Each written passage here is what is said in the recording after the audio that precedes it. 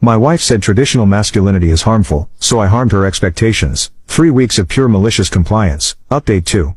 I stopped and turned back, looking genuinely confused. Me? Why would I fix it? Because you always fix things around here, right?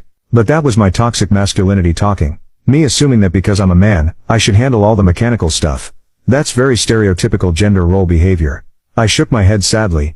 I can't believe I used to think that way. So what am I supposed to do about the sink? Well, you could call a plumber, or maybe watch some tutorials online and fix it yourself. Very empowering. Really much better than relying on outdated masculine stereotypes. Her mouth fell open. You want me to fix the garbage disposal? I don't want you to do anything. That would be controlling. I'm sure you'll figure out what's best for you. I smiled and headed back upstairs. By Friday the list was growing. The garbage disposal's still grinding. The burnout light bulb in the garage still dark. The heavy bag of dog food sitting in the car, because I refused to carry it in. It's just sitting there, she said, gesturing toward the driveway. I know, that's quite a problem. So bring it in.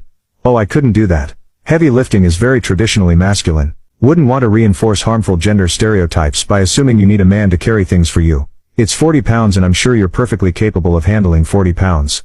Women are strong and independent, right? That's what you said. She tried a different approach. Can you at least help me carry it? I considered this seriously.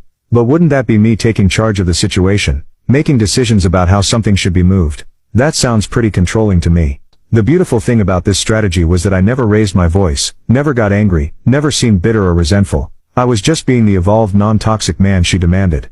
Every refusal came with a reasonable explanation rooted in her own words. Saturday morning brought the ultimate test. She came down wearing a dress that needed zipping up the back. Can you zip me up? I looked at her thoughtfully. That's interesting. You're asking me to perform a task for you that you could probably do yourself or ask another woman to do. I can't reach the zipper.